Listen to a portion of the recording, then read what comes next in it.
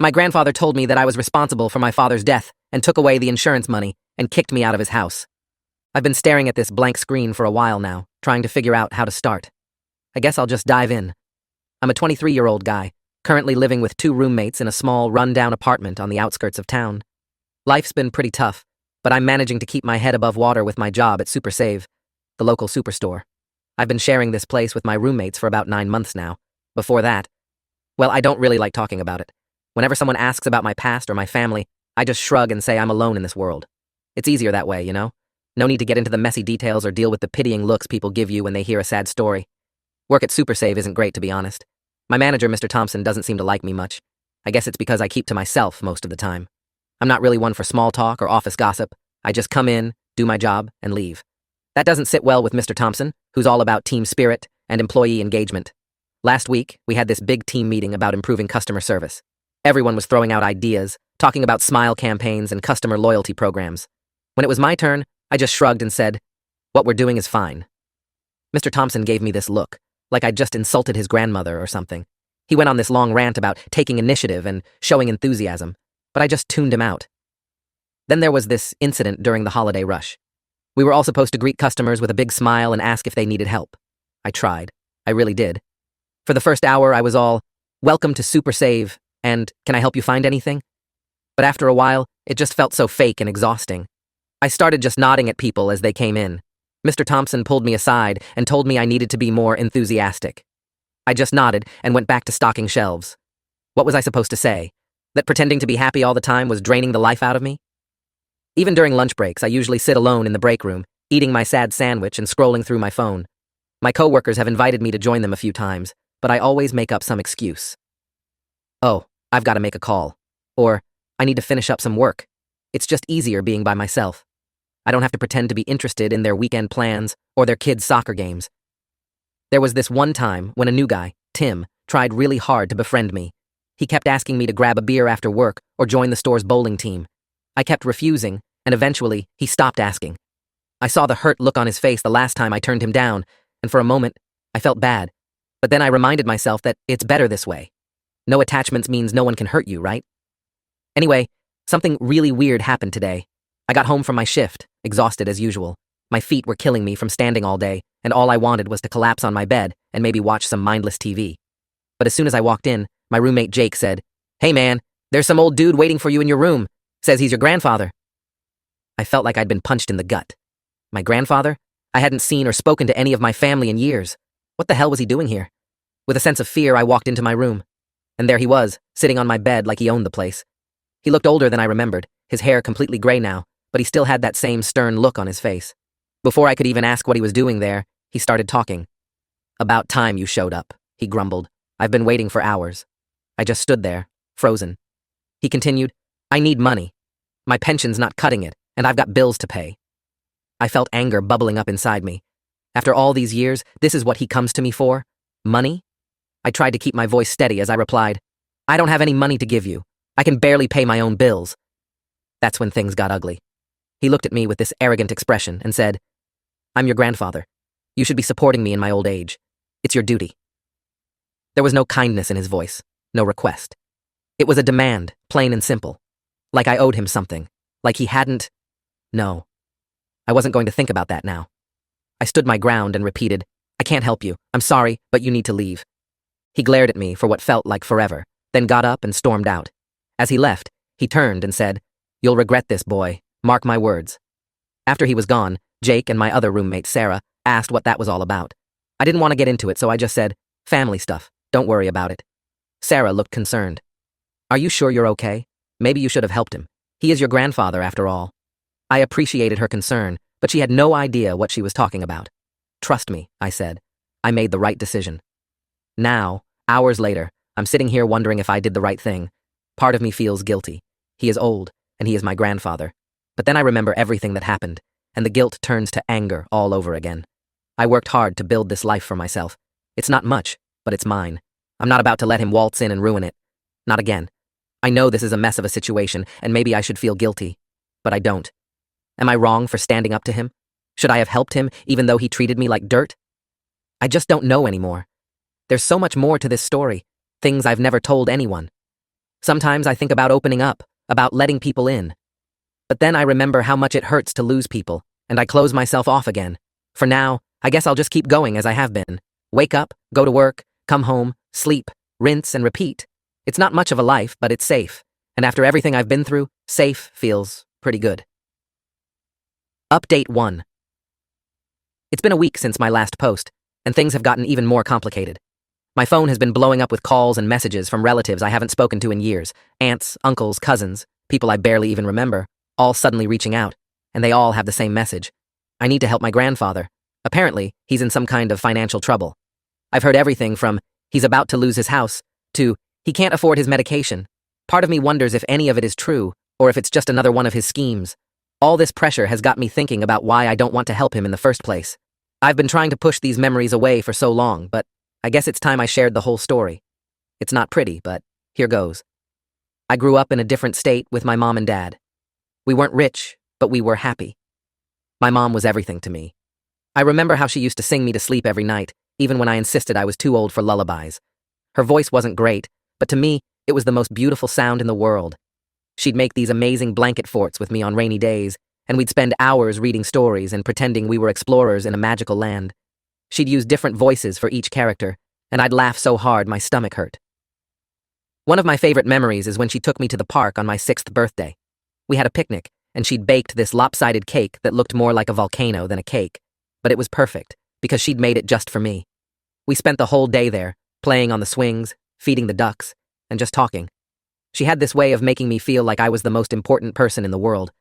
But then, just a few months after I turned 6, my mom died. It was sudden, a car accident. One day she was there, laughing and singing and making everything better. The next day she was gone. I didn't really understand what was happening. All I knew was that she wasn't coming back, and my world had fallen apart. My dad tried his best, but he was struggling too. He'd just lost the love of his life, and now he had to figure out how to raise a kid on his own. I remember hearing him cry at night when he thought I was asleep. 6 months after that, my dad decided we needed a fresh start. We packed up our things and moved to the state where I live now, into my grandfather's house. My grandmother was still alive then. Living with my grandparents was different. The house was bigger than our old apartment, but it felt colder somehow. My grandfather was never really there, even when he was physically present. He'd spend most of his time in his armchair, drinking beer and watching the news or sports. He never seemed interested in getting to know me or spending time with us as a family. I remember trying to show him a drawing I'd made in school once. He just grunted and told me not to bother him while the game was on. After a while, I stopped trying. My grandmother, though, she was amazing. She tried her best to fill the void left by my mom. She'd bake cookies with me on weekends, teaching me how to measure ingredients and letting me lick the spoon. We'd sit on the porch swing in the evenings, talking about my day at school. She always listened, really listened, not just nodding along like my dad sometimes did. She taught me how to play chess, and even though I wasn't very good, she always made me feel like a champion. "You're thinking strategically," she'd say, even when I made a dumb move. That's the mark of a true chess master.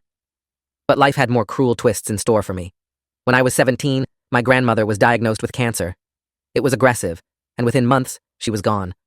I spent as much time with her as I could in those last weeks. She was so weak, but she still tried to smile for me. The last thing she said to me was, "Be brave, my little chess master.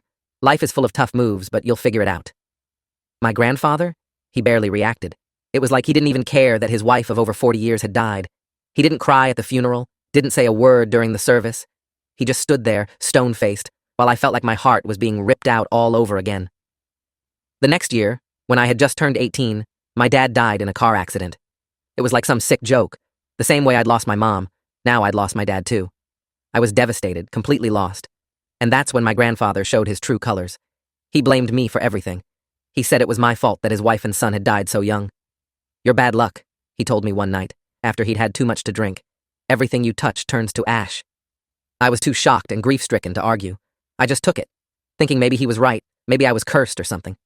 Looking back now, I can see how messed up that was. But at the time, I was just a kid who'd lost everyone he loved. I didn't know how to stand up for myself. A few weeks after my dad's funeral, some life insurance agents came to the house. They told us that my dad had a life insurance policy, and as the beneficiary, I was set to receive $70,000. It was a lot of money, especially for an 18-year-old kid who'd just lost everything. For a moment, I felt a glimmer of hope. Maybe I could use this to go to college, to start a new life. That's when my grandfather stepped in. He told the agents that I was too young and financially inexperienced to handle that kind of money. He suggested that the money be given to him and he'd pass it on to me when I turned 21. When the agents asked me if I was okay with this, I agreed. I trusted him. He was the only family I had left after all. The paperwork was signed, the money was transferred to my grandfather's account, and I thought that was that. I'd get the money in a few years and maybe it would help me start a new life. Maybe my grandfather and I could even start to repair our relationship. But a few days later, I came home from my part-time job at a local diner to find the house locked.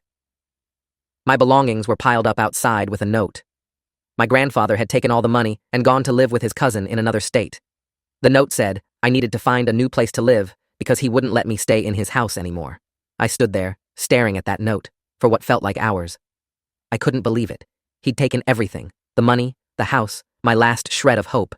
The note didn't even say goodbye, just, find somewhere else to live. Don't try to contact me. Just like that, I was homeless, penniless, and completely alone at 18. That day, I packed up what little I had and left. I've been on my own ever since, struggling to make ends meet, working whatever jobs I could find. I spent a few nights in a shelter before I found a cheap room to rent. I worked 2, sometimes 3 jobs, just to keep a roof over my head and food in my stomach. It hasn't been easy. There were nights when I went to bed hungry, days when I didn't know if I'd be able to pay rent. But I survived. I clawed my way up from nothing, taught myself how to budget, how to live on next to nothing. I'm not doing great, but I'm doing okay. And I did it all on my own. And now, after all these years, my grandfather has the audacity to show up and demand money from me. The same man who stole my inheritance, who kicked me out when I needed help the most, now wants me to support him. I've made up my mind. I'm not just going to ignore him, I'm going to fight back. I'm planning to talk to a lawyer about filing a case against him for stealing that $70,000 from me. It was my dad's last gift to me, meant to help me start my life. And he took it without a second thought. I know this is a lot, and maybe it explains why I reacted the way I did when he showed up. I'm done being the victim. It's time I stood up for myself. Part of me is scared. I've spent so long trying to forget all of this, trying to move on. But I can't keep running from my past. I need to face it head on, even if it's terrifying. I don't know what's going to happen next. Maybe I'll win the case, maybe I won't, but at least I'll know I tried. At least I'll be able to look at myself in the mirror and know that I didn't let him walk all over me again. To all those relatives calling me, telling me I need to help him. Where were you when I needed help? Where were you when I was 18 and homeless? Your silence then speaks louder than your words now. I know this update is heavy, and I appreciate everyone who's taken the time to read it. Writing all this out has been, I don't even know. Painful? Cathartic? Both, I guess. But it feels good to finally tell my story, to finally be heard. Update 2. Hey everyone, I wanted to give you all a quick update on what's been happening. After a lot of thought and encouragement from many of you, I decided to take action. I made a post on Facebook, sharing my story and linking to this Reddit thread. I made sure to include every member of my family in the post. To be honest, I don't have any real expectations from them. They never came to my aid when I needed help the most. But I did this for my own peace of mind.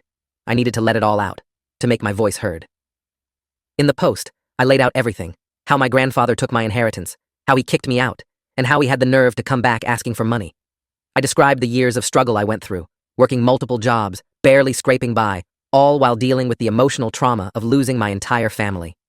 I made it clear that I wasn't going to stay silent anymore. I talked about my plans to pursue legal action, to reclaim what was rightfully mine. I emphasized that this wasn't about revenge, but about justice and finally standing up for myself. I also made sure that my grandfather would see the post. I want him to know that I remember everything he did, and that I'm not the same scared, grieving kid he took advantage of years ago. I want him to understand the consequences of his actions. It feels weird, putting all of this out there for everyone to see. But also, liberating? Like I'm finally taking control of my own story. For so long, I've been defined by what happened to me, by the actions of others. Now, I'm the one taking action. I'm the one speaking up. I don't know what's going to happen next. Maybe some family members will reach out. Maybe they'll try to defend my grandfather or make excuses for him. Maybe they'll surprise me and offer support. Or maybe they'll just ignore it all, like they've been doing for years. Whatever happens, I know I've done the right thing by speaking up. I've carried this burden alone for too long. It's time for the truth to come out. I'm prepared for any backlash or drama this might cause. I know there might be people who think I should just let it go, who'll say I'm being vindictive or causing unnecessary family drama. But they weren't there. They didn't live through what I did. I have a right to seek justice and to tell my story. But I'm also hopeful. Maybe, just maybe, this will be the first step towards some kind of resolution or closure. Maybe it will force my family to confront the truth about my grandfather and what he did. And even if it doesn't change anything with them, it's changed something in me. I feel stronger, more in control. To those of you who've been following my story and offering support, thank you. Your words of encouragement have meant more than you know. For the first time in a long time, I don't feel alone in this. I'll keep you updated on what happens next, whether I hear from my family or how things go with the legal process. But regardless of what happens, I know I've taken an important step. I've broken my silence, and there's no going back now. Thank you all for listening to my story and for your support. It means more than you know. Here's to hoping for justice and a brighter future.